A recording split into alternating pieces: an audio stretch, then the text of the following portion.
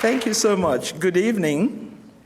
I am Omogbai, Executive Director and CEO of CAA. On behalf of the Board of Directors, staff, and CAA members, welcome to the College Art Association's 111th Annual Conference.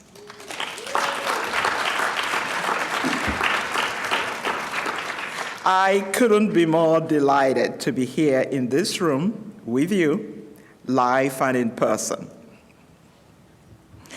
Having joined CAA in March 2020, there are so many of you I've never had the pleasure to meet outside of a virtual environment. And I'm so happy that after nearly 3 years, we can finally do so now. To those of you, thank you. To those of you attending via live stream, this is a first for us as well. So I remain excited and optimistic that we will meet in person, hopefully very soon. First, I would like to acknowledge that this year's conference is being held on the traditional lands of the Lenape people. The Lenape are diasporic people who remain closely connected to this land and are its rightful stewards. And I'd like to pay respect to Lenape elders, both past and present. I'd also like to acknowledge the sponsors that have made this year's in-person convening possible. Artists' Rights Society, Roth, Taylor and Francis, Blake Art Materials, Rachel Potento, University of California Press, Intellect Books and Journals, and of course, the numerous contributions of CA members, conference participants, and our service providers. I am particularly happy to report that these contributions have allowed CA to fund 100% of all the member support and registration grant applications we received for this conference.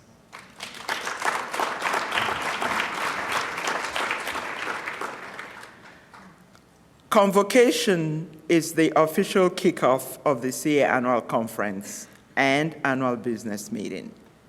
The goals for this conference were set by you, our members. 1, to convene in person with the most active members of our global community of scholars, artists, designers, museum professionals who represent varied specializations in the visual arts, but with a smaller, more potent conference format. 2, to have a virtual component to maximize participation for those who could not travel and to expand engagement with our global constituency. 3, to take fundamental steps toward maximizing opportunities for organizational sustainability through responsible use of our resources and community. And 4, to continue to activate CAA's overarching mission to address issues in the field relating to diversity, equity, and accessibility for our constituents and a global audience. The content of this year's annual conference reflects the considerable scholarship and ongoing practice of CA members and amplifies contemporary issues in the field. The exploration and interrogation of previously marginalized terrains in art history and art practice at the global level has emerged as the core of this conference, marked by an uptick in international submissions from the fields of design, photography, and digital and new media, submissions by women and women-identified artists, and an increase of queer, Latinx, race, and healing subject matters. As we actualize CAA's global reach and actively work to dismantle gatekeeping in collaboration with our annual conference committee and Council of Readers, the 2023 conference content demonstrates that the organization changing and repositioning for the future converges with the cutting edge of art and scholarship. I am pleased to announce the recipients of the CAA 2023 Awards for Distinction. With these awards, CAA honors the achievements of those who have made incredible contributions to the visual arts field. The Art Journal Award is presented to Emily Boone for When Images in Haiti Fail, the photograph of Charlemagne Peralty, which appeared in the Winter 2022 issue. The Alfred H. Barr Jr. Award is presented to authors of an especially distinguished catalog in the history of art. This year's recipients are Julia Buitenshaw, Hector Garcia Botero, Diana Magaloni, and Maria Alicia Uribe Villegas for the Portable Universe, El Universo, and Tus Manos, Thought and Splendor of Indigenous Colombia, Delmonico Books, and Los Angeles County Museum of Art, 2022. The Frank Jewett Mather Award for Art of Criticism is presented to Eduardo Cadaver for the book Paper Graveyards, published by MIT Press in 2021. The Charles Rufus Murray Book Award is presented to Sylvia Hartling for the Art of Cloth in Mughal, India, Princeton University Press, 2022. The Arthur Kingsley Potter Prize has been awarded to two authors. One is Tomasz Grusicki for Doublethink, Polished Carpets in Transcultural Contexts for his article in Art Bulletin in September 2022. The second Potter Prize goes to Hugo Shakeshaft for Beauty, Guts, and Early Greek Art, the dedications of Mantinclos and Nicandre Revisited, which appeared in the Art Bulletin in September and May of 2022. This year's Artist Award for a distinguished body of works is presented to photographer Daoud Bey. His photographic career spans 4 decades and begins in 1975 with his seminal 5-year portrait of everyday life, Harlem, USA. His work has recently traveled in retrospective titled An American Project, co-organized by the San Francisco Museum of Modern Art and the Whitney Museum of Art. The CAA AIC Award for Distinction in Scholarship and Conservation is presented to Michelle Marincola and Lucretia Cagier, who are recognized by conservators, curators, and art historians for their contributions to the study of European sculpture. Their recent joint publication titled The Conservation of Medieval Polychrome Wood Sculpture, History, Theory, Practice is a major contribution to the field and represents 2 decades of collaborative work.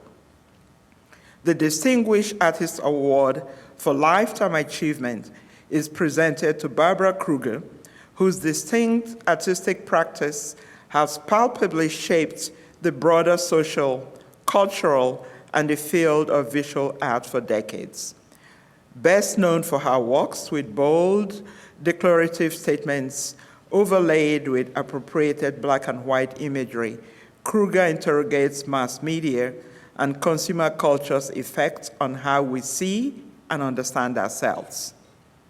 The Distinguished Lifetime Achievement Award for Writing on Art is presented to Svetlana Alpers and Griselda Pollock, renowned for her groundbreaking work on Dutch Golden Age painting. Svetlana Alpers' writings have had a profound impact on the field of art history. Her book, The Art of Describing, has long been required reading, and she continues to write about a diversity of topics, from Tiepolo to Walker Evans, while also redressing art historical practices.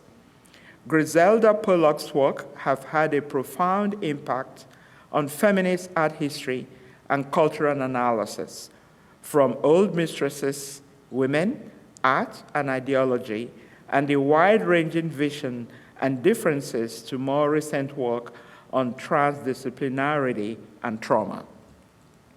The Distinguished Teaching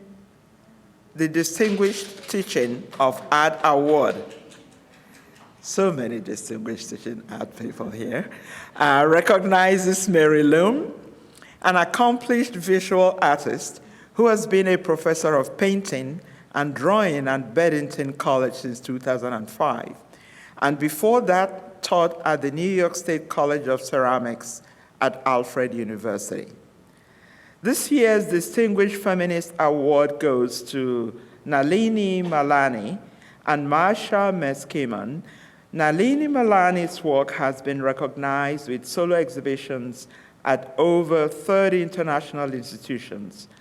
Malani has turned her unflinching eye to the ways in women's bodies have been used as pawns in political games, with a special focus on partition. Marsha Meskiman is a professor of art history and studies, who studies, teaches, and writes on global feminisms. Her groundbreaking scholarly work has been matched by a commitment to promoting and mentoring women in the field. She models an interdisciplinary and collaborative idea of feminism rather than a static theory that spreads from the North Atlantic out to the world. And finally, the Excellence in Diversity Award is presented to Aline M. Davir at New York University. She is the founding director of Latinx, the Latinx Project, which is an interdisciplinary space focusing on U.S. Latinx art, culture, and scholarship, which functions as a platform fostering critical public programming. Professor Davila also has published extensively of public imagery and cultural politics. I want to seize this opportunity here in person with you tonight to update you on the progress made over the last year since we last met virtually. But I'll be remiss if I don't first acknowledge the very tangible member services challenges many of you experienced over the past few months leading up to this conference. When I joined CAA during the pandemic in 2020, we embarked on an ambitious plan to sustain the organization. The plan required building infrastructure that would position us to meet the dynamic 21st century needs of our global visual arts community. Central to this plan was getting to know you, our constituents, understanding how and why you engage with us, and making changes accordingly to increase responsiveness to our member needs. There have been many obstacles over the past 3 years, and we've experienced undeniable growing pains. Familiar to some of you, funding challenges together with staff transitions during the past year have left CAA short-staffed and severely strained our ability to deliver the quality of services we know you, our members, deserve and that we had hoped to be able to provide. Although the staff has done a phenomenal job juggling the increases in duties under these difficult circumstances, We recognize that sometimes we have not met your expectations. Our commitment to you is one of continuous learning and improvement, characteristic of a 21st century responsive and thriving membership organization, especially in light of the landscape of academia, a lot of which you'll be hearing about tonight, and which so many of you have experienced, and of the visual arts, as you'll be hearing and seeing during sessions at this conference over the next 3 days. The silver lining, though, of all we have experienced with these funding struggles and subsequent pause of our digital transformation and our resulting member service issues is that this provides an opportunity for a comprehensive reset, an overhaul of how CAA service members on the most basic and fundamental level. You have my sincerest gratitude for bearing with us after being here tonight, despite these challenges. You have my commitment that we'll continue to work to prioritize addressing these issues so we can rebuild a membership support system that will serve your evolving needs. Change is hard, but we have the resolve to turn your pain into our purpose. Built into the foundation of our strategic plan was room to learn, recalibrate, and grow.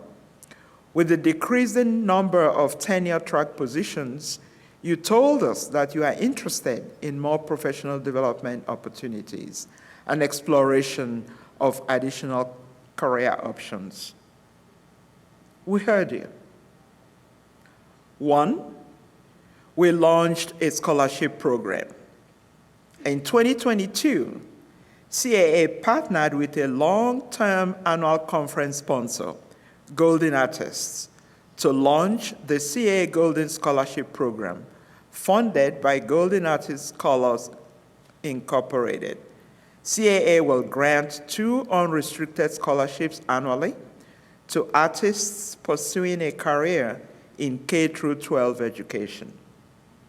This partnership targets constituencies that were previously underserved at CAA, including but not limited to those searching for alternative career options outside of the university system, and funding underserved rural and urban populations. 2, we created a fellowship program. Also this past year, thanks to the incredible generosity of Michael Erberg, who served as CAA's president from 2002 to 2004, CAA established the Michael Erberg Fellowship for Excellence in Visual Arts, created to recognize and honor CAA members who have obtained an MFA or equivalent and are currently teaching college-level studio art classes.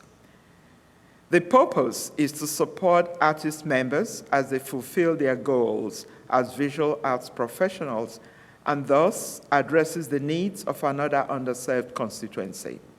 With Michael's help, we've been able to attract brand new CAA members, and we have had an unprecedented number of applications for a fellowship in its inaugural year.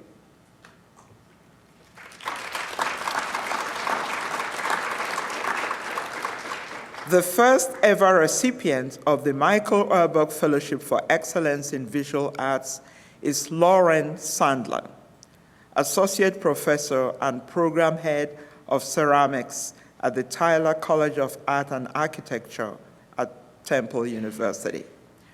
Congratulations to Lauren, and thank you. And honorable mentions: Ellen Wetmore, University of Massachusetts; Lowell Allison Weiss, University of San Diego; and Zoe Vance, Temple University.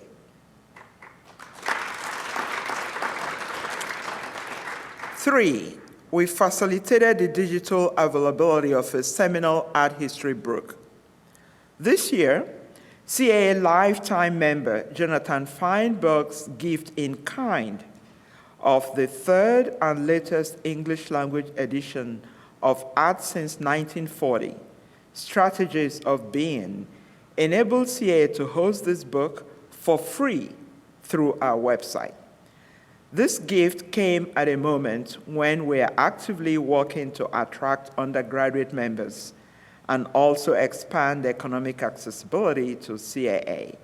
This free book is available to download for all via CAA's website, but has particularly benefited economically challenged undergraduates taking courses that require the book.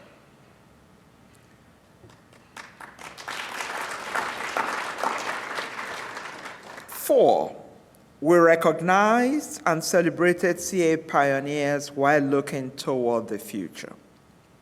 In September, we hosted the CAA 50th anniversary celebration of feminism and art at Boston University's Joan and Edgar Booth Theater. This program reflected on the incredible history of CAA's feminist pioneers while looking toward a more inclusive, equitable future. The event reaffirmed our commitment to ensuring the critical work at the intersection of art and feminism continues this moment of precarity for women's rights. Thanks again to CAA's feminist pioneers, to the Feminism 50 Honorary Committee, the CAA Committee on Women in the Arts, the CAA Development Committee, the Board of Directors, Boston University, and various donors and streamlining partners for making this momentous event possible. We must continue to celebrate the accomplishments of CAA pioneers, one of whom I was delighted to greet here. Judy, I don't mean to embarrass you, but Judy is right there.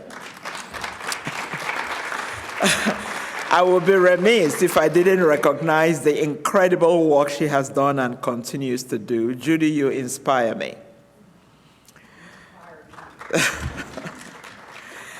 And five, we've continued CAA's leadership in the fair use space. CAA filed an amicus brief with the Supreme Court of the United States as a supporting petitioner with the Andy Warhol Foundation, Robert Rauschenberg Foundation, and Roy Lichtenstein Foundation, Joan Mitchell Foundation, and the Brooklyn Museum, seeking to support the balance copyright law has traditionally struck between protecting copyrighted material and allowing others to build upon it. The brief supports the statutory fair use defense, maintaining that balance, allowing a new work to draw on an older one when the result is transformative. Six, we continue to increase CAA's advocacy efforts. As you all know, advocacy remains central to our mission, given threats to scholarships and artists globally, as does international expansion and systemic approaches to diversity, equity, and inclusion. Recent advocacy works include one, statement on the Hamline University termination of Dr. Erica Lopez Prader. CAA also issued a joint statement with the National Coalition Against Censorship sent to Hamline University's president. And I'm delighted to say, as of yesterday, we got direct response from the president about ways they are redressing the matter and have requested public comment on that subject.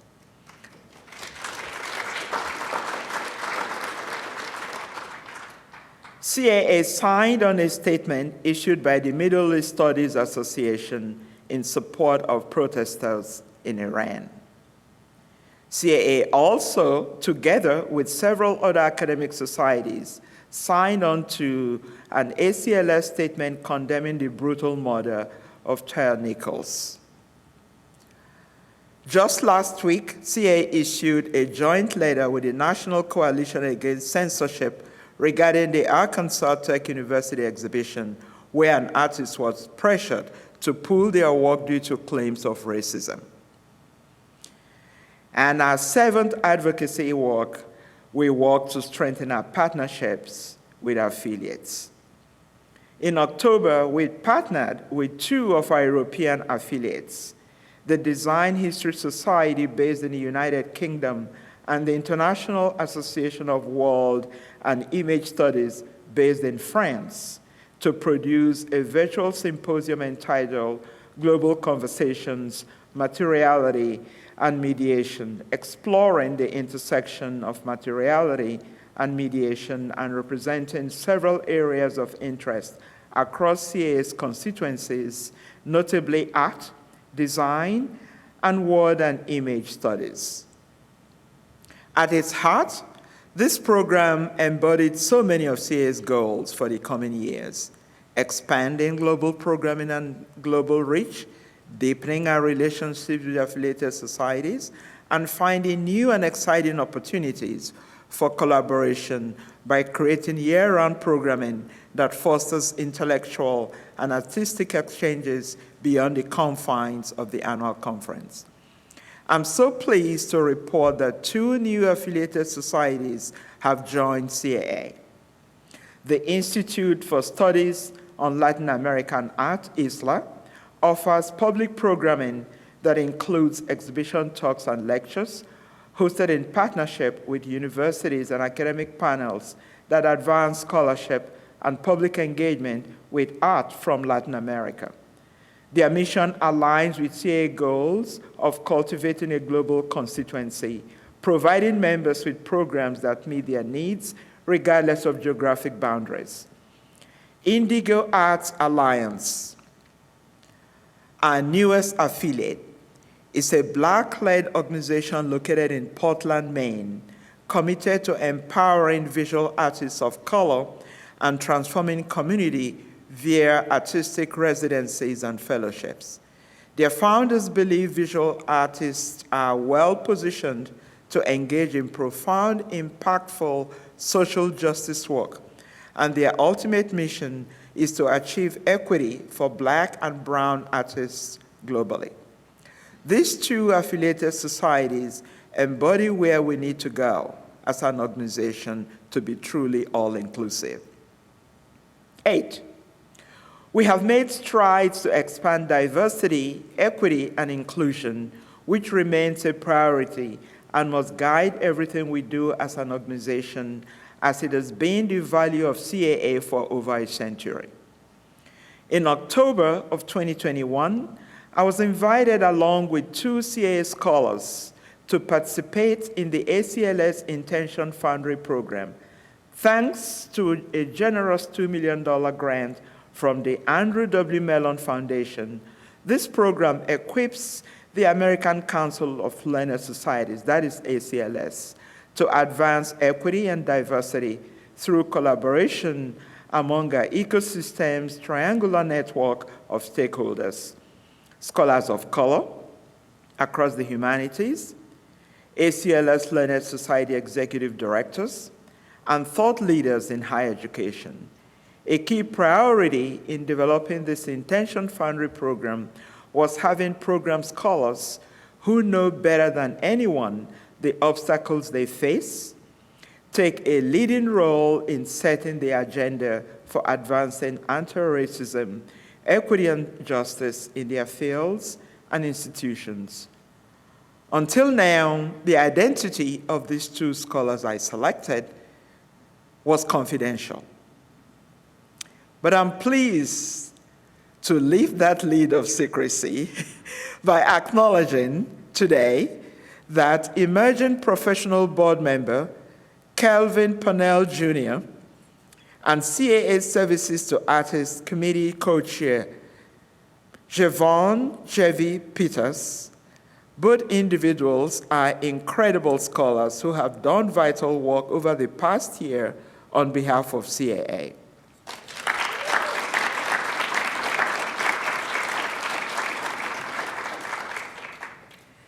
Inclusivity and accessibility and responsiveness are paramount to our progress and ultimate success as an organization, and for the first time in our history, by virtue of the work we've done to overhaul CAA's membership structure and begin transforming our digital infrastructure, members now have the ability to log into their My CAA accounts and self-identify.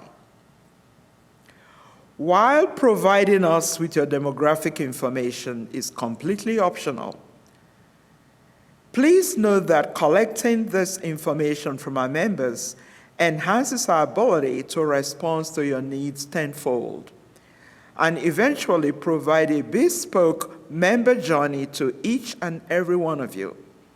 Tailoring programs, initiatives, and membership benefits to your specific needs is our ultimate goal. In addition to advocacy efforts that reflect and support your needs, but we do need your input to do so. Please log into your member portal and self-identify. That is the only way we can truly get to know what you want and need and why you prioritize your membership at CAA. We still have a great deal of work to do as an organization, but the expansion of year-round programming and new partnerships aligned with CAA's mission and repositioning renewed my faith that there is light on the horizon.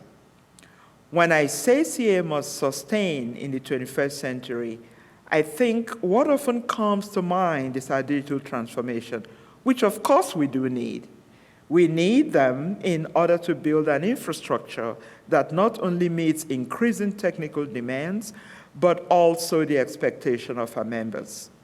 Also, what comes to mind is funding to sustain us. And yes, we do need those funds. We have so many ideas for partnerships and year-round programming, co-produced, for example, by affiliated societies, but we do need the funding to do it. However, what often gets lost in the messaging is that the most important thing for sustaining CAA in the 21st century is responsiveness to all of your needs, our constituents. That is the CAA I envision for our future.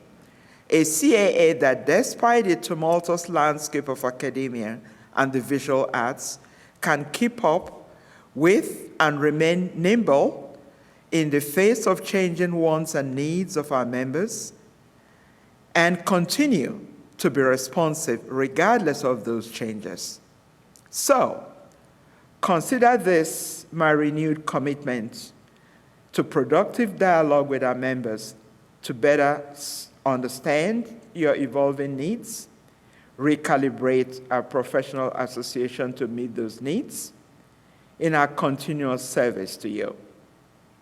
So once again, I say thank you for sticking with us. Thank you.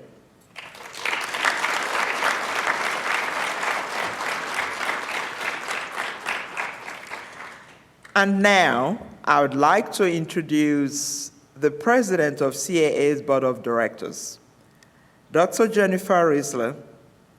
Before becoming president this past May, Dr. Rissler served as CAA's VP for External Relations and as chair of the Committee on Women in the Arts. As you will hear in her moving video before she comes to the stage, Dr. Rissler is Dean Emerita, formerly VP and Dean of Academic Affairs at the San Francisco Art Institute. Good evening, and welcome to the 111th Annual Conference and Convocation of the College Art Association. I'm Dr. Jennifer Rissler, President of CAA's Board of Directors. As you can gather from this pre-recorded video, I join you this evening from the former campus of the San Francisco Art Institute.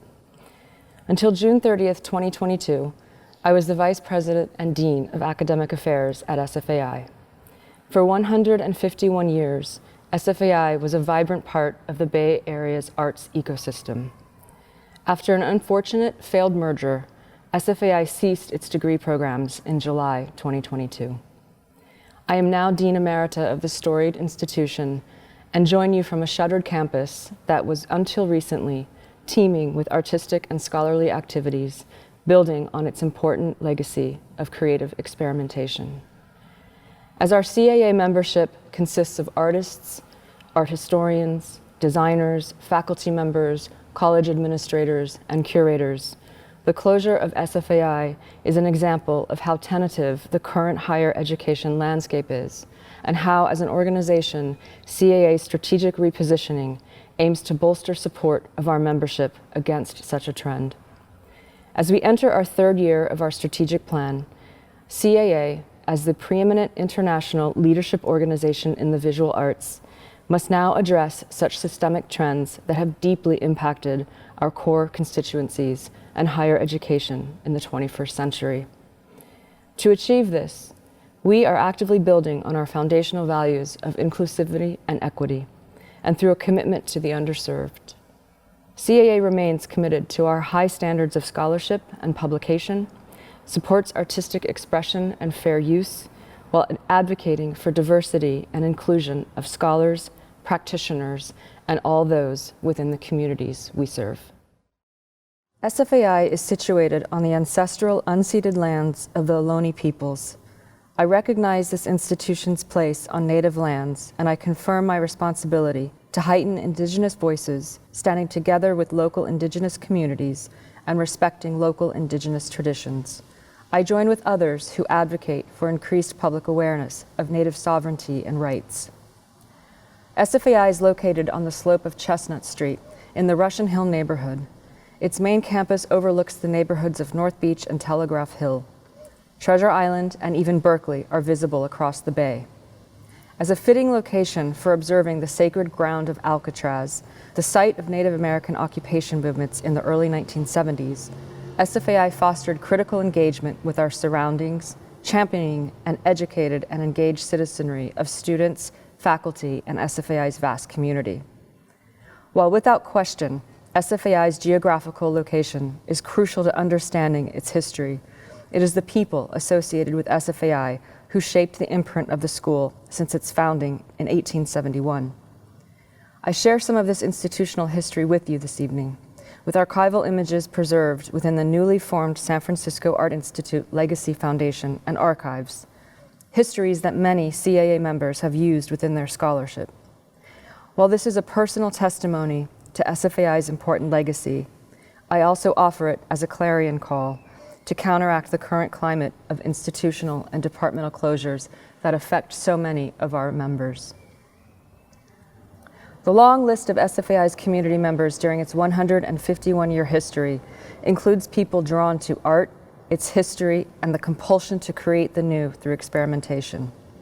A prominent example is the artist Edward Muybridge, who in 1880 screened at the school what has been considered perhaps the world's first moving picture, illustrating that a horse's four hooves do indeed come off the ground while galloping.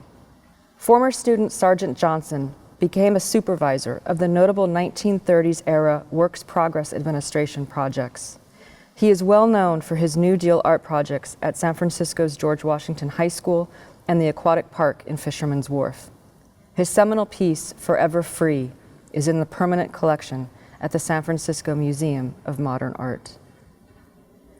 SFAI's photography department, the first in the nation to consider the photographic medium as fine art, was founded by Ansel Adams in the early 1940s.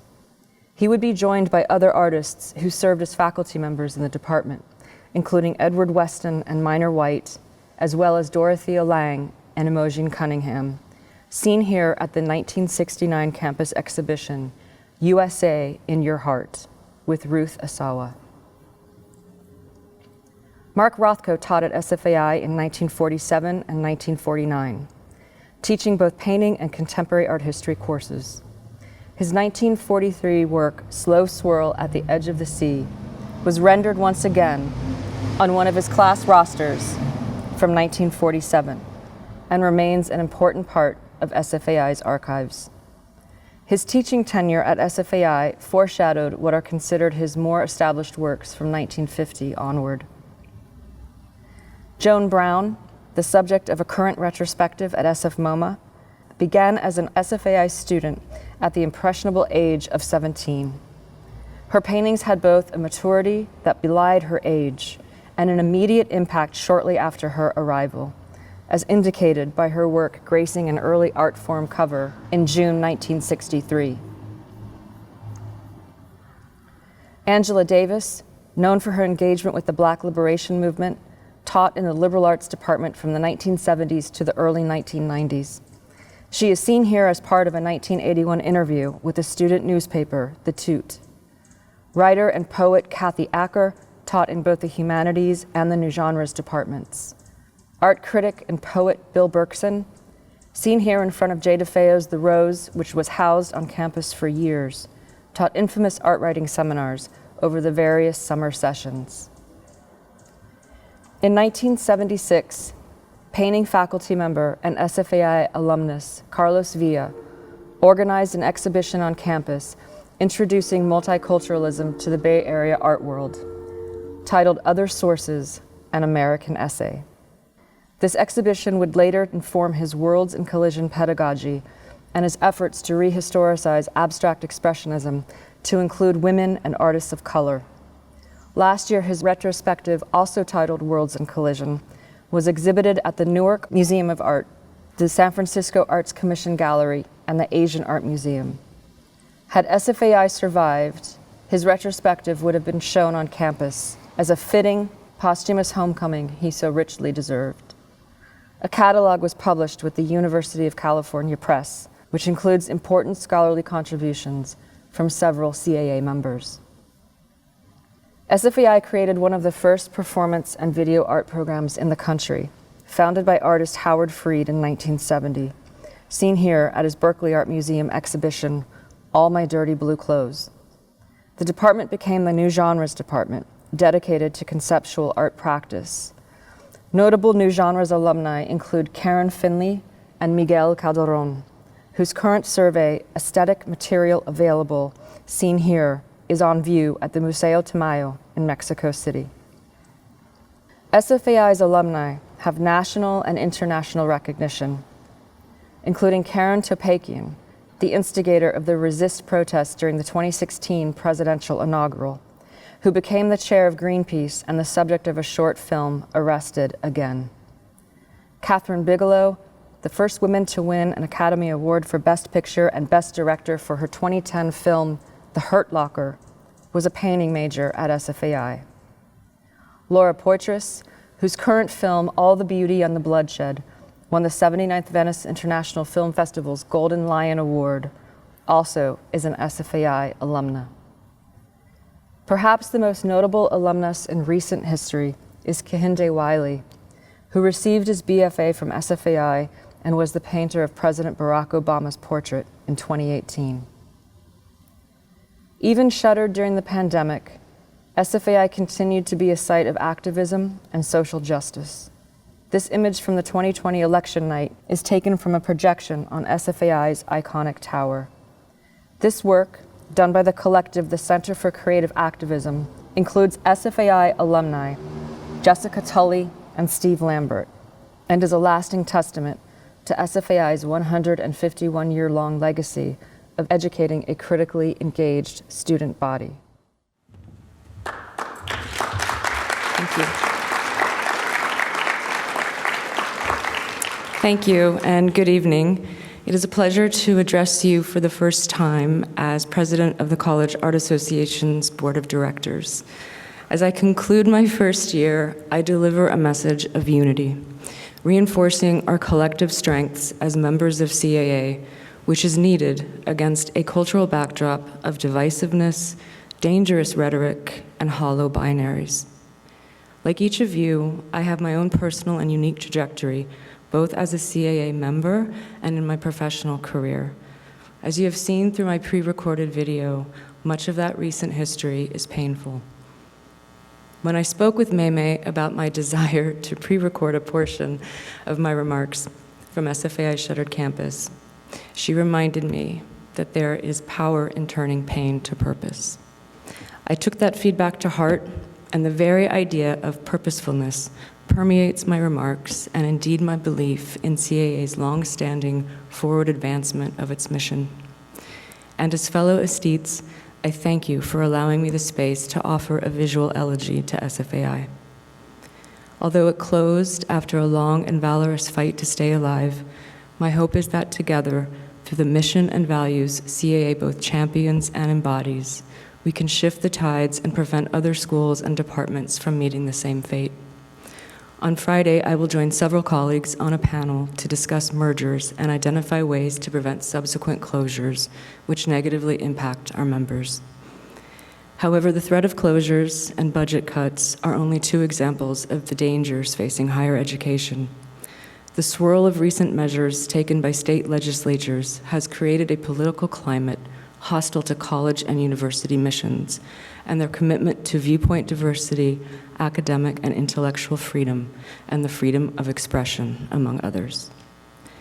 Tenure remains under attack while universities and colleges continue to rely heavily on contingent faculty with limited pathways for our emerging scholars, practitioners, and graduate students, all of whom CAA serves. Central to CAA's mission is supporting the freedom of creative expression. Now more than ever, we must reaffirm our commitment to advance art and design, its scholarship and teaching. And together, I believe we can counteract the dangerous agendas of anti-woke and anti-critical race theory, which negatively affect who we teach and how we teach them. I remind us that we are stronger together through our CAA membership, and this evening I share with you several examples of our important work that is made possible by our members and constituents, but often is invisible. I offer this as a way to provide optimism in the face of the ongoing political interference in higher education. As we convene for the first time in person and in an emergent post-pandemic state, we do so within the lingering residue the pandemic left behind for our professions to confront and contest. In fact, I am reminded that Meme's tenure began in March 2020, at a time when learned societies like CAA were contemplating their futures and ways to future-proof their missions and support their members. At the same time, the American Council of Learned Societies created a white paper titled The Future of the Societies, which was written as the COVID-19 pandemic brought uncertainty to many. Their work foreshadowed many of the difficulties higher education would face, which I have outlined, as well as further losses of PhD programs in our fields, reduced undergraduate enrollments in the arts and humanities generally, and the devaluation of degrees within those fields.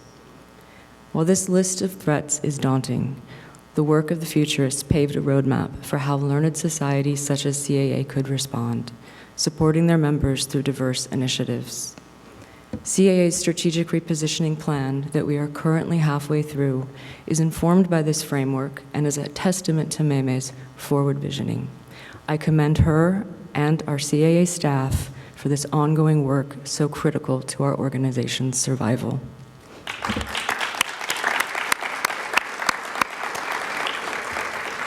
This week's conference is the preeminent example of the power of our scholarship and creative contributions to the field. I thank the annual conference committee, including Laura Anderson Barbata, Vice President for the annual conference and programs, and Dr. Teresa Avila, Conference Program Chair, whose work alongside the CAA Programs Department selected the sessions and shaped the program of this year's annual conference. CAA's programming remains a place for intellectual, aesthetic, and professional learning and exchange, reflects the diverse interests of the membership, and provides opportunities for participation that are fair, equal, and balanced. Thank you also to our Council of Readers, who served a crucial role in the review process leading up to the conference. I encourage members to join the Council of Readers as our work on the 112th conference commences immediately following this year's convening. I am pleased to share that based on membership feedback, we have over 200 sessions in person and 30 virtual sessions this week. Recorded sessions will be available until April 17th.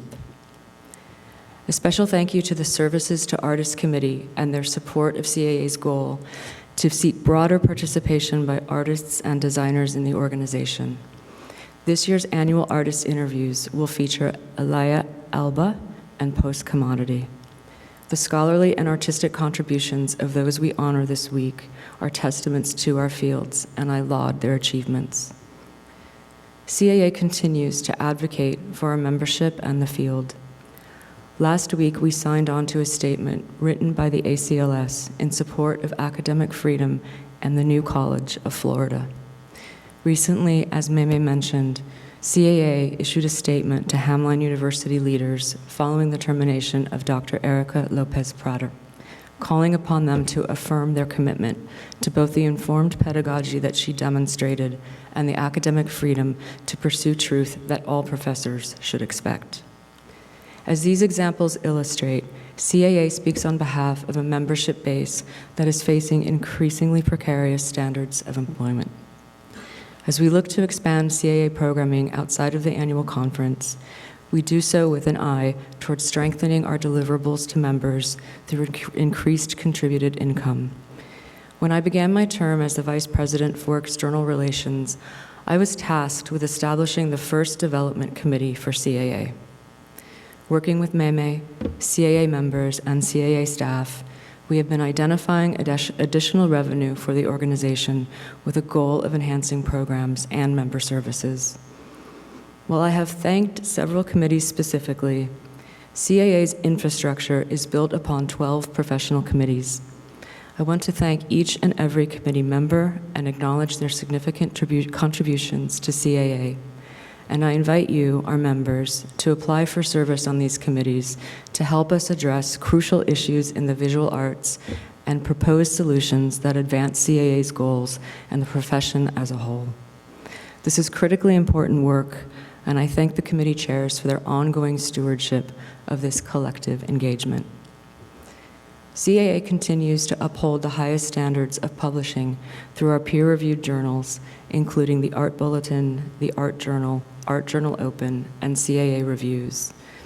The youngest of our publications, CAA Reviews, celebrates its 25th anniversary this year. As author Craig Hauser reminds us in The Eye, the Hand, and the Mind, the text devoted to CAA in its centennial year, in its short history, CAA Reviews has explored issues and ideas that are not being wholly addressed elsewhere in scholarly publishing, offering timely access to the intellectual and creative materials and issues of art historical, critical, curatorial, and studio practice. I thank all of our publications' editors, field editors, editorial board members, and publication members for their deep commitment to upholding the most rigorous standards of scholarly publication.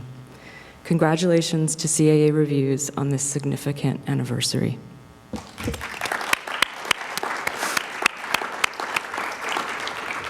Looking ahead, I call on our members to participate on committees and juries and to consider running for the board of directors. Diverse voices and experiences strengthen our collective work which purposefully drives our mission and our core values. CAA's board is composed of dedicated CAA members, each of whom is a professional in the visual arts. The board is charged with CAA's long-term financial stability and strategic direction, and it is also the association's governing body. I ran for president as a firm believer in shared governance. One of the most important ways to uphold this best practice is by voting for board members. As a CAA member, voting is the best way to shape the future of our professional organization. CAA members can cast their votes this week online until 5 p.m. on Thursday, February 16th.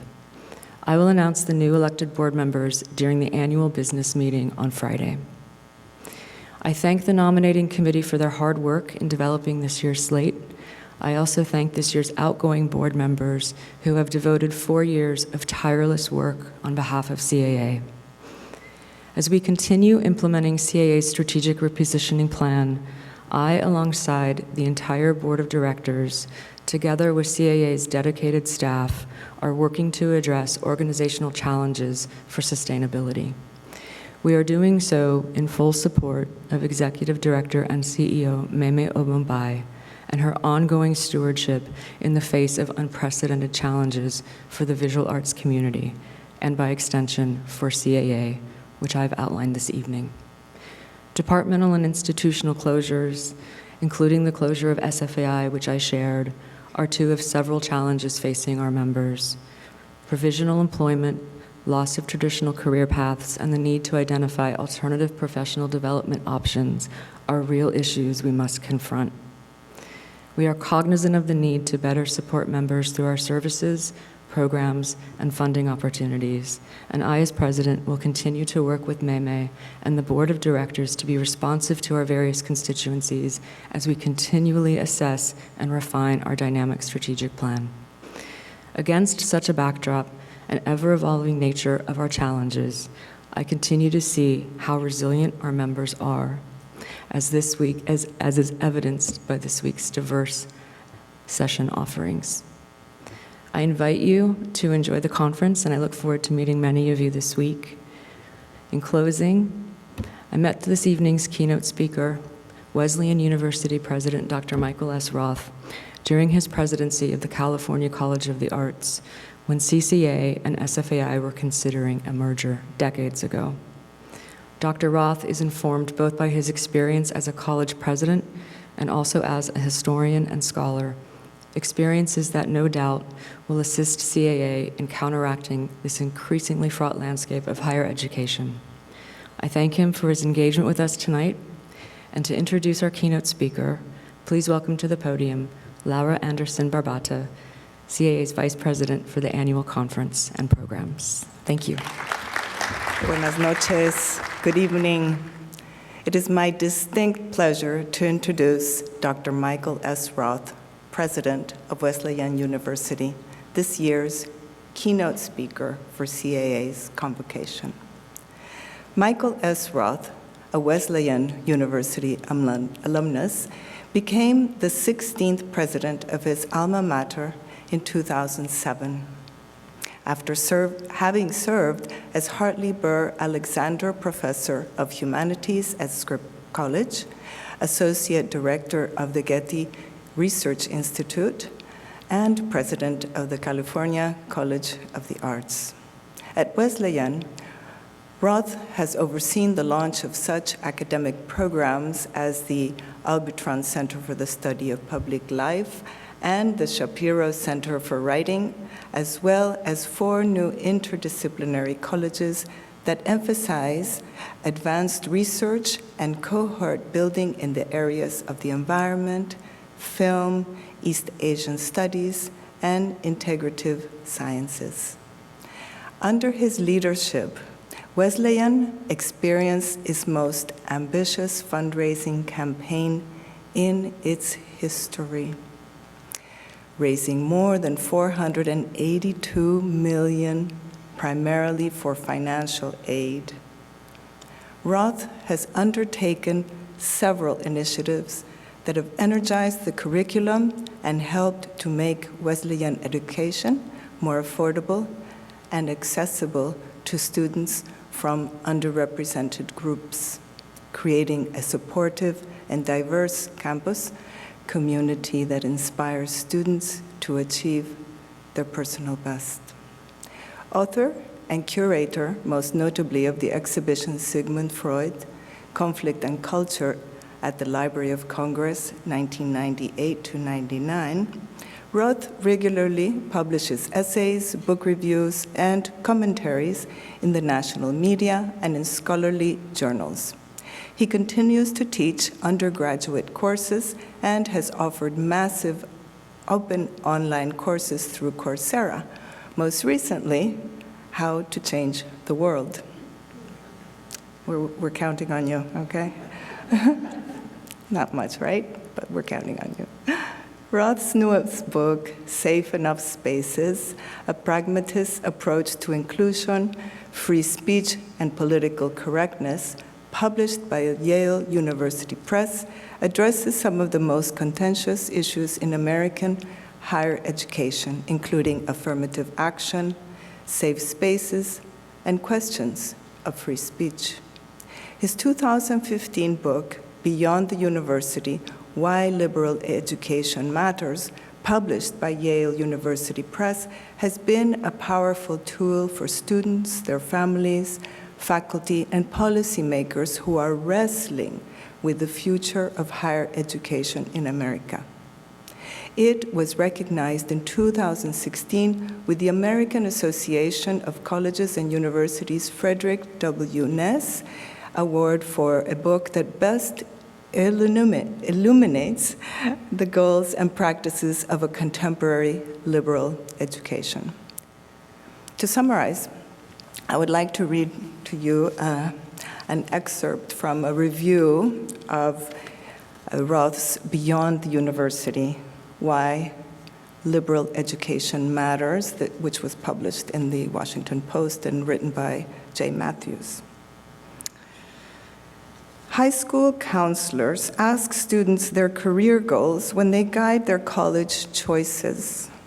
Michael S. Roth suggests that they also ask what kind of people do they want to be at work and at home for the rest of their lives. Vocations are important, but so are values, enthusiasms, and the ability to think critically about everything they encounter, not just problems at work. As a learned society, if we are to advance the highest standards of instruction, knowledge, and practice in the visual arts in order to stimulate intellectual curiosity and advance skills that enrich the individual and society, then the question, what kind of a person a student wants to be both at work and at home for the rest of their lives, is a question that we as artists, teachers, educators, and members of CAA must ask ourselves on a regular basis, because our continually evolving present and our future is a collaborative, inquiry-driven work in progress. Please join me in welcoming this evening's keynote speaker, Dr. Michael S. Roth. Muchas gracias.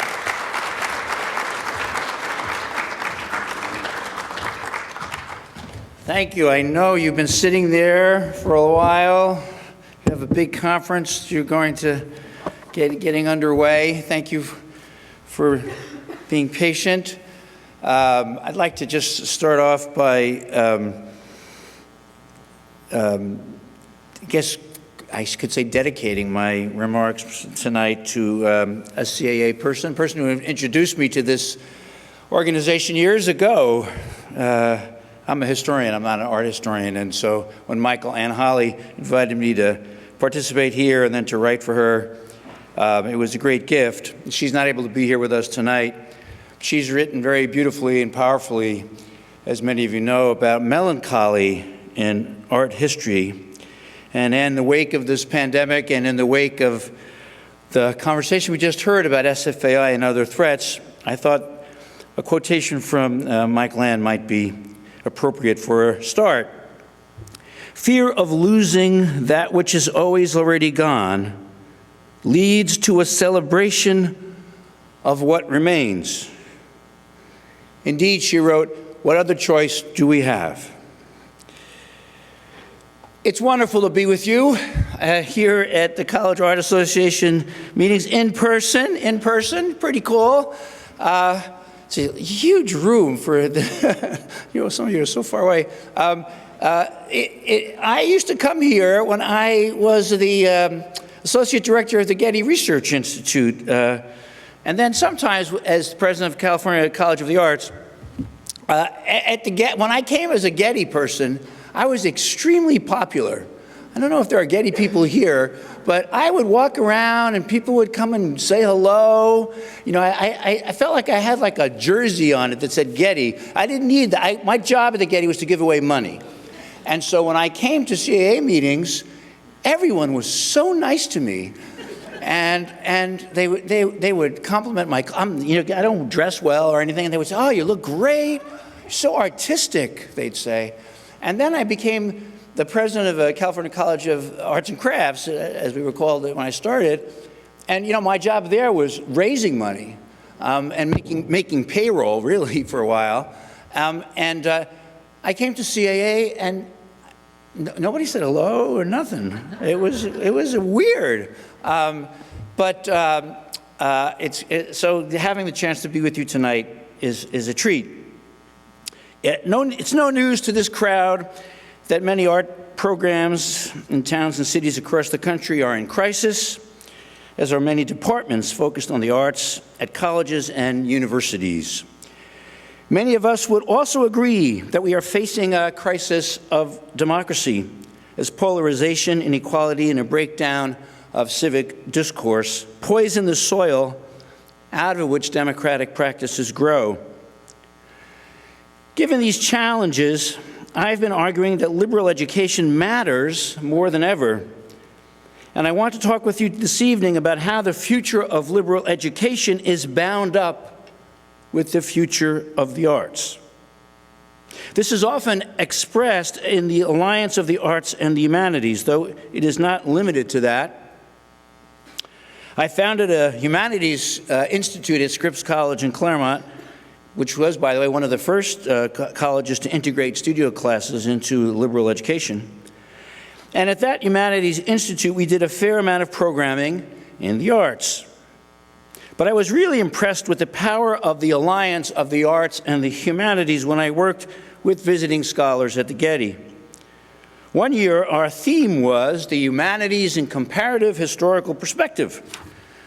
The mission statement for that year dramatically asserted, quote, "Some see the humanities as the bearers of a culture's deepest values. Others see them as the elite field of overprotected specialists working on esoteric and irrelevant topics.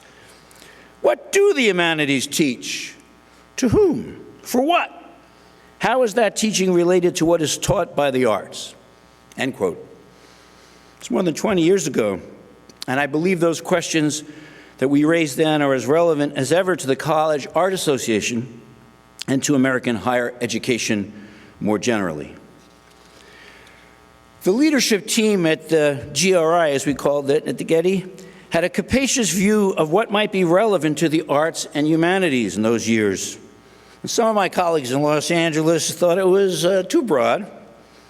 We worked with writers like August Wilson, organizations like Poetry in Motion, neuroscientists, musicologists, anthropologists, and of course, archaeologists, art historians, and artists. We welcomed Bill Viola with open arms, and also Lucille Clifton, Dick Rorty, Rhodessa Jones, Cliff Geertz. Traditional art historians found support there for their empirical work, and so did more political and experimental colleagues like Tim Clark or Mika Ball, or those who don't fit into any category like Ingrid Rowland, Barbara Stafford, Adrian Piper. We had a great time, and people learned from each other across differences. We were, and I have some former scholars here in the audience, I think we were seriously unconcerned with professional development. We were actually trying to learn. Those are not the same things. Not everybody was thrilled with that eclecticism. In a meeting with the Getty Museum, for whom I had profound respect, I curated an exhibition for their opening, and they were really great to work with. But at a meeting with them, I remember joking, saying, "I need to leave to go to the bathroom, but I'm afraid to go because when I come back, the humanities might not be here." The director of the museum chuckled, and he said, "Why don't you go, and we'll find out." I stayed in the room. I didn't really have to. The Getty Museum was willing to join us in adventures in visual culture. And I, all joking aside, had the very good fortune to work with very, very generous directors like Salvatore Settis, Deborah Marrow, and Tom Crow. I left the Getty in 2000, and I'm still awed by the amazing work that its various units do. And around the time I left the Getty Research Institute, it was called the Research Institute for Art History and the Humanities. And my recollection is that they sandblasted the humanities off the stone tablet in front of the beautiful building. Maybe that was to make it more open, research into everything. But I do fear it's also related to an increase in specialization that afflicts arts organizations, humanities departments, and universities more generally.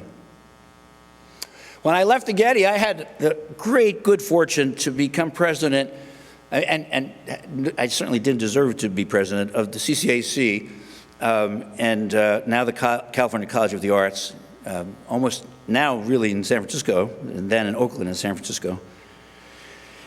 So I lost my attractiveness at CAA meetings, but I got to work with artists, designers, writers. I left a community of scholars and joined a community of makers. Our goal, and I worked hand in hand with Steve Beal, who's just announced his retirement from presidency there. He was provost when I was there. Our goal was to have education through the arts. There was an amazing amount of school spirit at CCA, as there was at SFAI. You know, you think about college spirit, school spirit, you think of sports and football teams. We didn't have sports teams at CCA. We did have a gender-fluid soccer team that posters said, "Have we got balls?" They attracted crowds. But we had an amazing exhibition program that functioned for us like athletic programs at other universities. And I learned a ton from curators like Ralph Rugoff, Matthew Higgs, Kate Fowle, Larry Rinder. The adventurous eclecticism of the GRI and CCA ran against the tide of academia's mania for certification and professionalization. I believe that this mania is a danger for arts education. Indeed, that arts education may be an effective medicine against this mania. And in my remaining time this evening, I want to talk to you about that. 2 dangers and 2 opportunities for the defense of the Arts-Humanities Alliance within a creative, pragmatic, liberal education. The first danger, the danger of specialization. Academics don't get stuck in silos by accident. Seeking professional status, we are incentivized to burrow deep. We become so accustomed to our own subdisciplinary netherworlds that we have trouble existing in anyone else's atmosphere. Professors who identify as members of departments often see no reason to act with colleagues from other fields. And so undergraduates have little hope of getting guidance from faculty about their education, their lives as a whole. Despite the commonplace rhetoric of interdisciplinarity, we academics seem all too content creating languages and cultures that are insular. Even in the visual arts, we have gotten all too adept at education as a form of narrowing, while what we really need is to provide students with artistic and cultural cross-training. As the social sciences and literary arts give in to specialization, can faculty in the arts become our communicators across a variety of fields? The arts, within the context of liberal education, should enhance abilities to translate across ideas and assumptions. But instead, we often see the spectacle of pointy-headed specialists, great at one thing, but not to be trusted beyond their small subfield. Of course, advanced research in any area requires rigorous work and real technical competence. But we must not confuse being a competent technician with being an artist or a teacher who can inspire students by translating complex visual issues into terms clearly relevant to pressing human concerns. In many ways, the 2 cultures division described in the middle of the last century has only grown more pronounced on many American campuses. The rush to STEM in higher education, and at many places they add economics comically to the STEM fields. That rush exacerbates the inability of students to relate to the arts. It certainly has reduced the investment in the arts and increased the feelings of beleaguered isolation that plague studio practices and those of us who study them. The solution is not, I think, to dig deeper into the well of discipline-specific inquiry. The solution is for the arts and humanities to become more adept at translating among disciplines, including STEM fields. Some of the most interesting work in art practices will come at the intersections of technology in the studio, and institutionally, deans, provosts, and even presidents should create structures that facilitate translation and exchange across these boundaries. It's my cousin. So that's the first danger. Second danger, populist parochialism. Just as on campuses we have gotten all too good at isolation through specialization, in the public sphere we have become experts at stimulating parochialism. New provincialisms and ethno-nationalisms are gaining force around the world thanks to fear-based politics. Orchestrated parochialism is antithetical to the arts within liberal learning, whether that be under the reactionary guise of defending national religious groups or under the so-called progressive guise of defending an essentialist version of minoritized identity. Both of these moves are efforts to categorize certain kinds of people as those from whom one has nothing to learn. By contrast, a pragmatic liberal education deepens one's ability to learn from people with whom one does not agree. Such an education should help one resist substituting demonization for curiosity. It should help us avoid the politics of resentment that is everywhere upon us. But does it? Writing people off with whom one disagrees will always be easier than listening carefully to their arguments or attending to their creative endeavors. Without tolerance and open-mindedness, inquiry can be at best just a path to self-congratulation, and at worst, violent scapegoating. It is especially urgent to advocate effectively for a broadly based pragmatic liberal education when confronted by ignorant authoritarians who reject inquiry in favor of fear-mongering and prejudice. A broad education with a sense of history and cultural possibilities arms citizens against manipulation and allows them to see beyond allegiance to their own kind.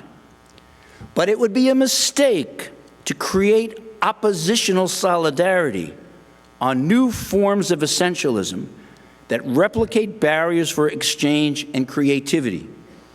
In other words, it would be a mistake to think that our own forms of cultural solidarity, radical as we may call them, aren't also forms of parochial elitism. An education in the arts should promote intellectual diversity in such ways that students are inspired to grapple with ideas, experiences, and aesthetic forms that they would never have considered on their own. At Wesleyan, bringing art practice into new programs in environmental studies and design and engineering has been invigorating for all concerned. Not long ago, an intrepid curator brought dozens of athletes to reflect on a contemporary photography show that was deconstructing masculinity. I don't think she told them that was what the show was. I think she just said it was a show about guys. And so we had all these athletes come over from the athletic center, and it was, I just remember Kathy Opie's work in the center of it. Unexpected conversations took place, even if we didn't create total fluency. People discovered stuff they never thought they would ever see or talk about. I imagine things like this are happening on many campuses. As we speak, at Wesleyan, Alana Harris-Babu has an installation that looks at the history of breastfeeding as it has been narrativized, advertised, and sold to black mothers in America. It's called Liquid Gold, and it combines video and sculpture to be sure, but also science studies, economics, and African American studies.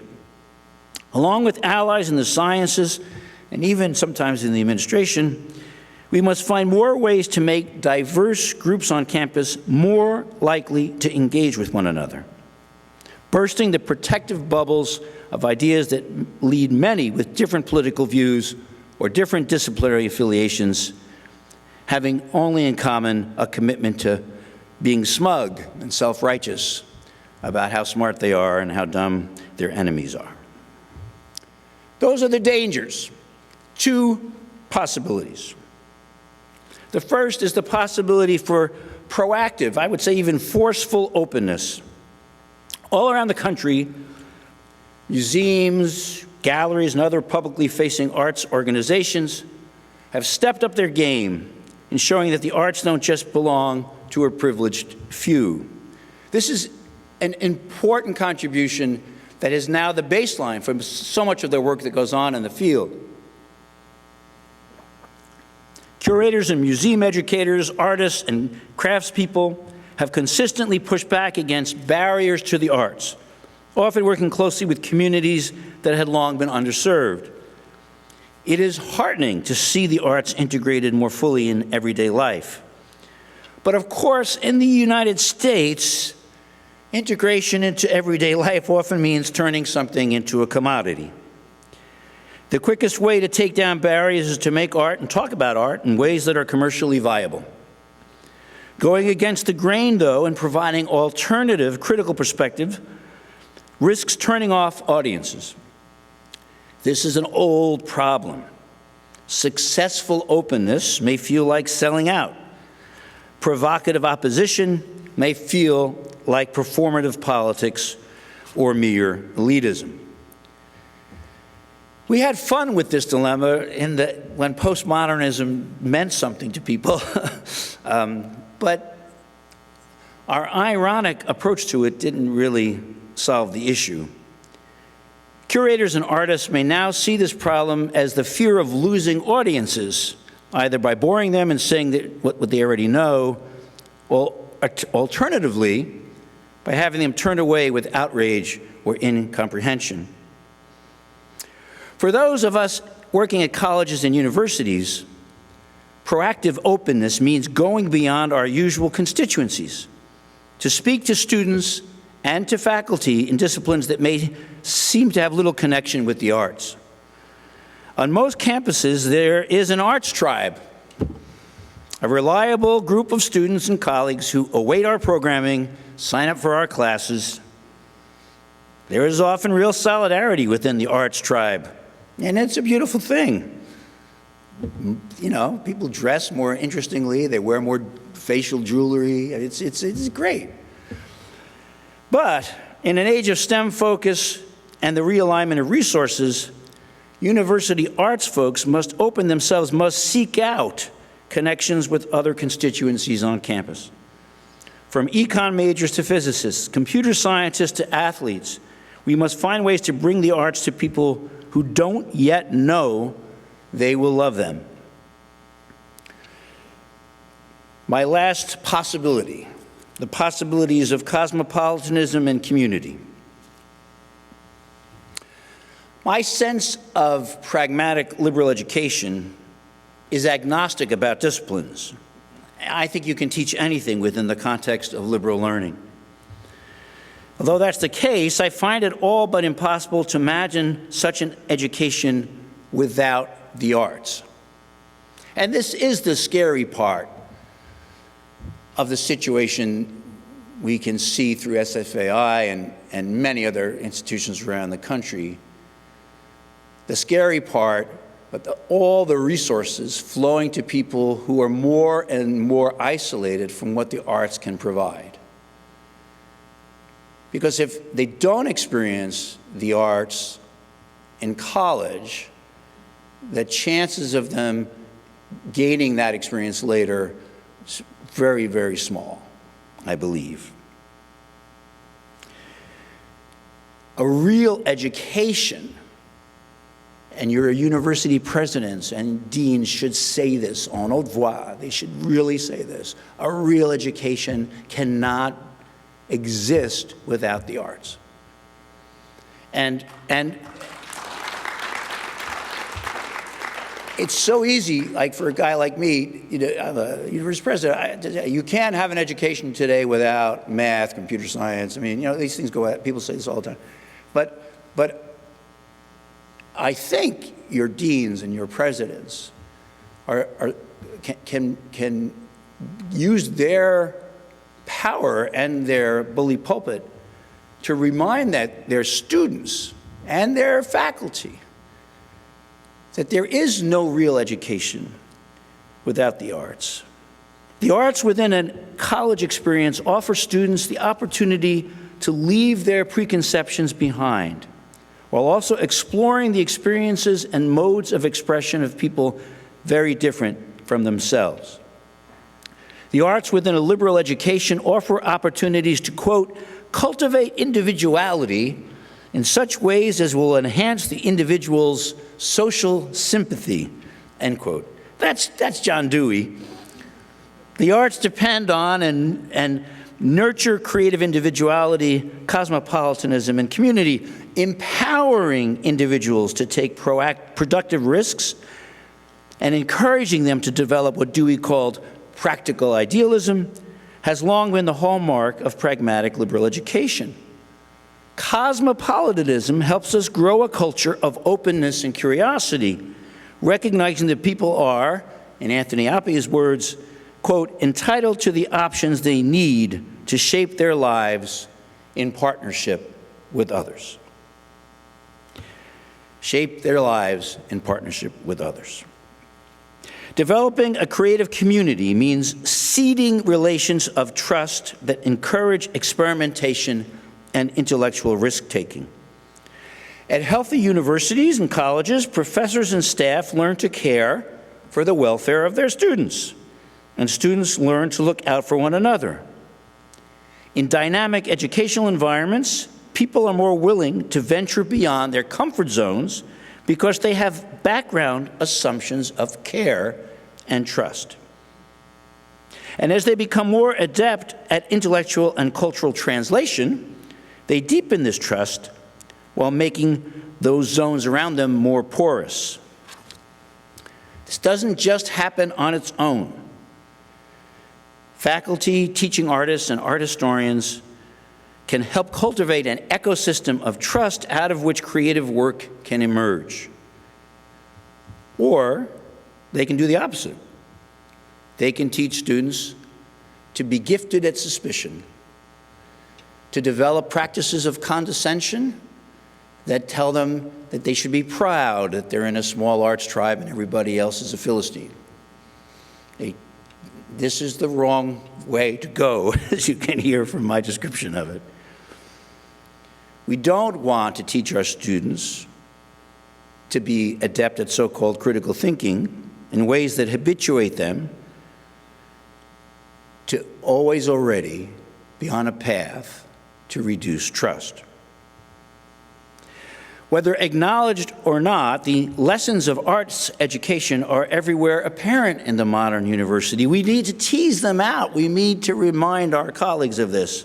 Project-based learning in all departments grows out of ideas that studio professors have long known. One learns through an active process, often a collaborative process, that is solidified through making. My biology department at Wesleyan runs on that premise, as our painting program at CCA did. The result is a college education that is human-centered, setting a framework for inquiry and exchange that will be a resource for graduates for the rest of their lives. In other words, as good old Dewey said, the arts are, quote, not luxuries of education. The arts are not luxuries of education, but emphatic expressions of that which makes any education worthwhile.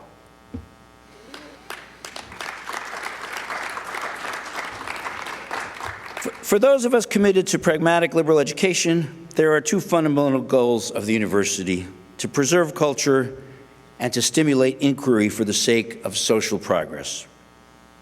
Of course, we will debate with one another about how much we should be preserving and what really counts as progress and for whom. My happy pragmatist view is those debates serve the very purposes of the university just described.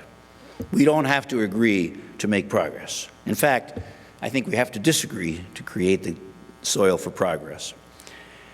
These university purposes are once again under extraordinary pressure, either from narrow specialization and its attendant vocationalism, or from politicians parochially pumping up hostility toward the vulnerable in their quest to preserve white supremacy and the domination of wealth.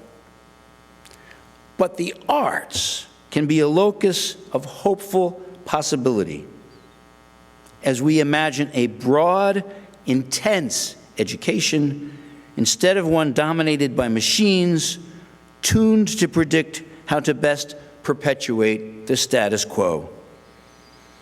To paraphrase Dewey again, this locus of possibility offers us the most intimate and energetic means of aiding people to share in the arts of living. The arts of living. Civilization is uncivil, he wrote, because human beings are divided into non-communicating sects, races, nations, classes, and cliques. We turn to art practice and study to break down those artificial divisions and to open up possibilities of meaning and joy. What else can we do? I wish you all a joyful, meaningful conference. Thank you.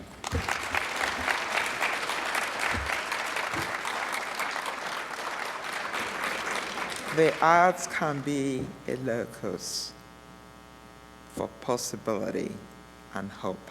So I hope we'll remember that throughout the conference. Now, thank you, President Michael Roth, Dr. Jennifer Rissler, and Laura Amberson-Babada for joining us and for your inspiring remarks. Let's hear it for them again.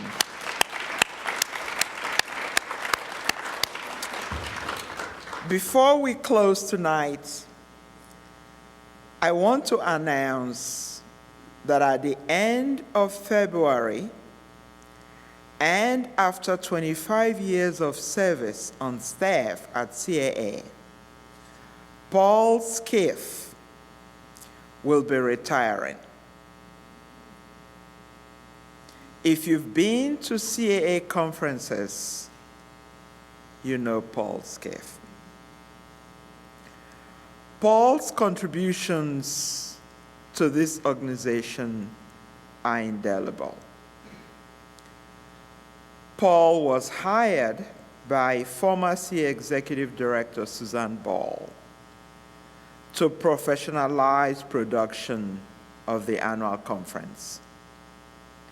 He came to CAA with his BFA degree from the School of the Art Institute of Chicago, an MFA degree from the Mason Gross School of the Arts at Rutgers University. Along with his credentials, Paul brought a solid background of producing cultural events. Before joining us, for nearly 10 years, Paul was assistant director to the manager of productions for the Olatunji Center, a pioneering cultural organization founded by a Nigerian musician and educator, M. Babatunde Olatunji. In that position, Paul produced events with sponsors such as the United Nations Hunger Project, Silver Foundation, Ontario Anti-Racist Secretariat, the African National Congress, universities, colleges, and many other globe-spanning cultural and educational organizations. Starting in November 1998, Paul was assistant director for annual conference and worked with former director of programs, Emmanuel Lemakis, until his retirement in 2017.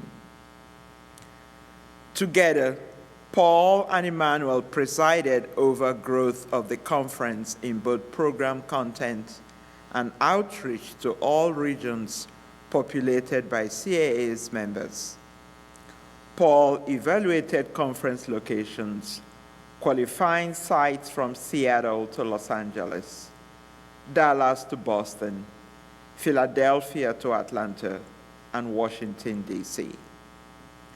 The conference grew during this period with innovative content and formats, art space, programs focusing on career development, practical workshops and roundtables, along with session content focused on history and practices of the local region, became regular elements of the conference.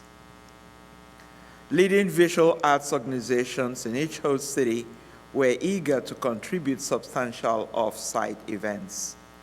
City governments, bureaus themselves actively pursued CAA to bring a conference to town. On the event production side of the conference, Paul directed the book and trade fair. His consistently productive work has earned CAA more than $7 million in exhibits, sponsors, and advertising support over this nearly quarter century. Paul initiated a category of exhibits specifically for entrepreneurial publishers, not-for-profit organizations, innovative art materials, student organizations, services for professionals in the visual arts and higher education. These organizations bring diversity along with the pulse of recent developments to the exhibits. In partnership with Mark Golden of Golden Paints and the late Goddess Jen of the Art Materials Information and Education Network, Paul initiated the exhibitor sessions, bringing unique professional content from the field directly to us. When the pandemic hit, Paul, along with other key staff, researched, designed, planned, and executed our first totally virtual conference. Paul completely transformed the conference book and trade fair in just 40 days from start to finish. From event design to marketing to implementation and operational direction. A feat of business and event production that would subdue most of us. Part of Paul's unseen work for the conference each year was his role in administering contracts and conference facilities. These contracts bring very significant financial liabilities, which required quotas and commitments to fulfilling high levels of attendance. Over the span of his work at CAA, Paul has protected us from more than $10 million of possible liability. In 24 years, we have not had, not one time, even once, to pay a financial penalty to a conference facility or any hotel.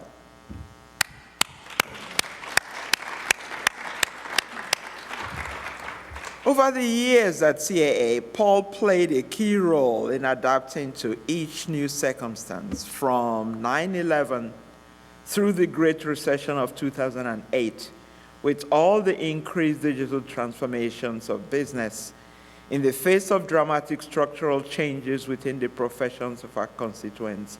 He has kept us moving forward, adapting, and true to our core values.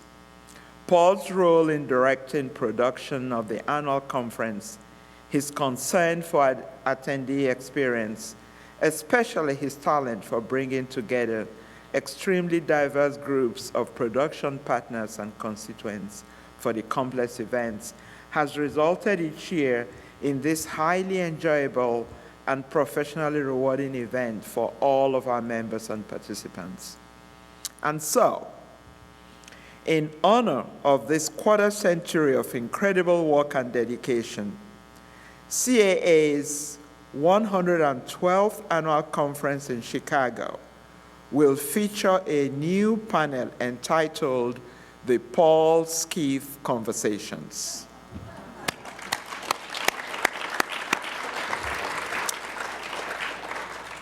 Paul will serve as guest curator and will focus on bringing new kinds of artists and thinkers to the table, as well as new audiences not previously presented at CAA conferences. Please join me in thanking Paul for all he has done for CAA.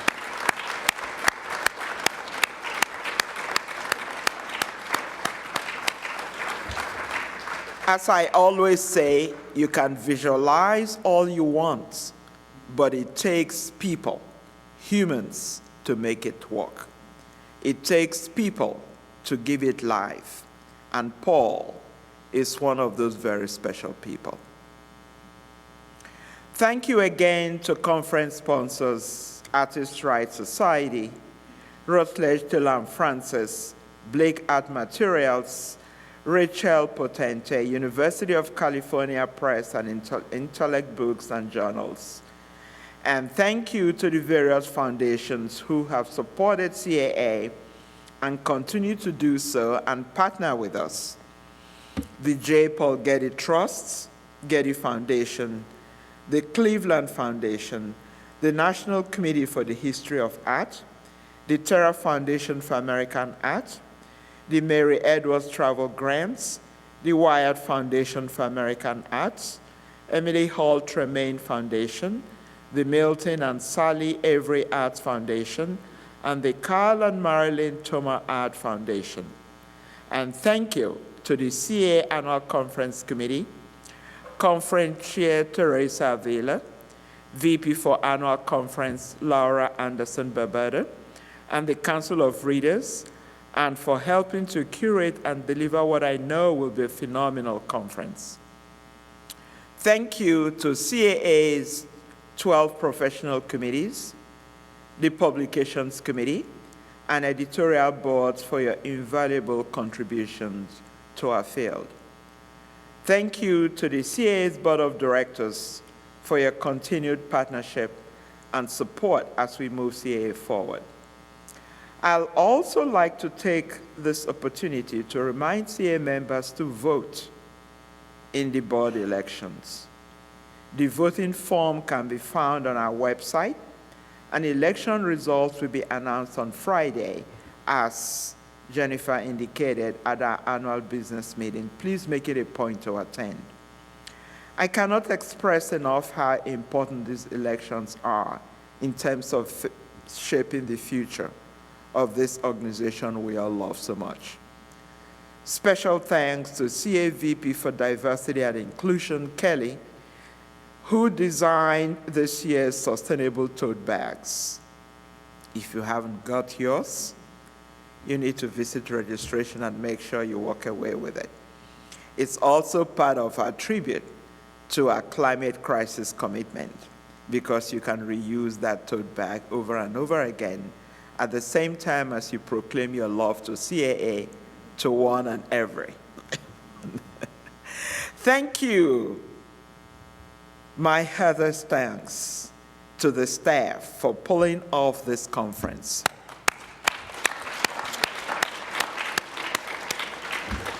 We currently have a full-time staff of only 9, and to pull this off is no small feat. Thank you to Paul Scaife, Mira Freelandia. Mira is the lady with the mostest. Megan Donahue, and those of you who have ever called know her.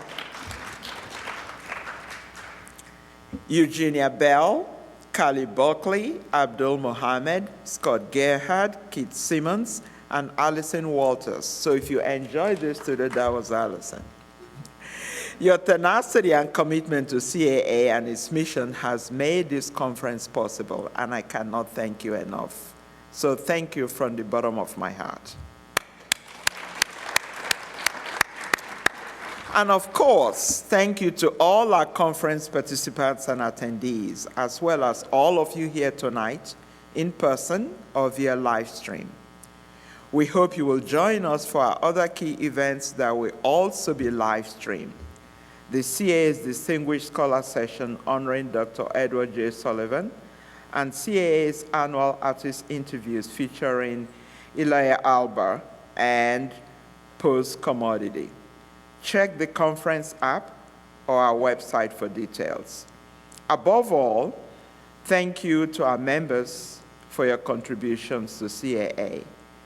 Your contributions make CAA possible, and for your service to the visual arts field. And on that note, I wish you a wonderful conference. Thank you.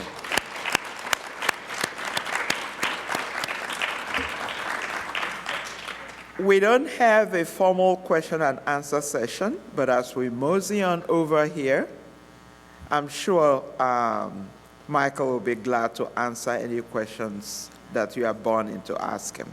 Thank you.